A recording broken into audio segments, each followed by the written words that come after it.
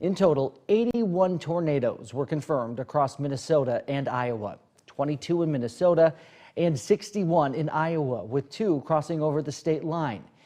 Here's a look at a few that hit southeast Minnesota as well as the state of Iowa. Take a look at that. We begin our team coverage tonight with the aftermath of the tornado that tore through Rudd, Iowa, a city with fewer than 400 people. Homes were destroyed and lives were upended just 1 year ago.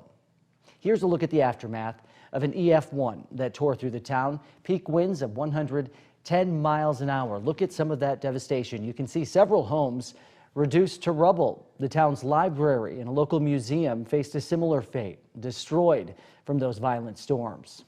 Well, now, 1 year later, the Rudd community is still recovering, still trying to pick up the pieces. That's where we find ABC6 Weather First meteorologist Spencer Furman, who's checking in on the recovery process and the rebuilding there. Spencer?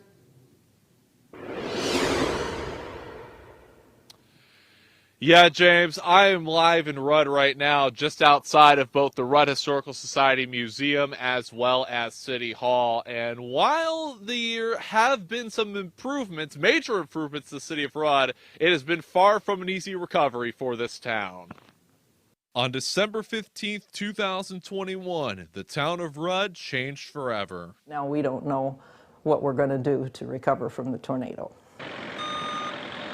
An EF1 tornado with winds of 110 miles per hour hit the town just after 7 p.m.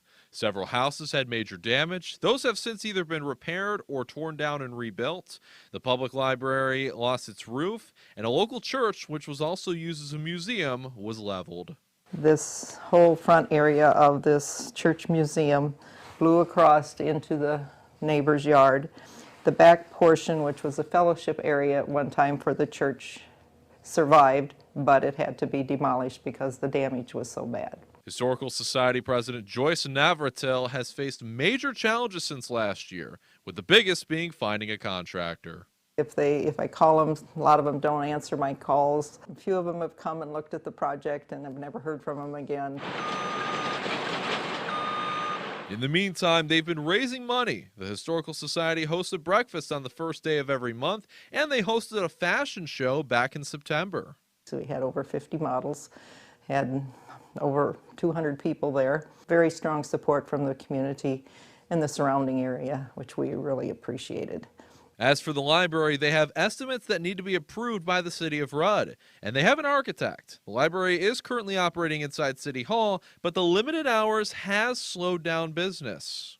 As you can see, we have a very limited space. Our patronage is down a little bit since when we were in our own space. As long as the budget and the plan for the new library gets approved, the Rudd Public Library is looking to be open in late 2023 or early 2024.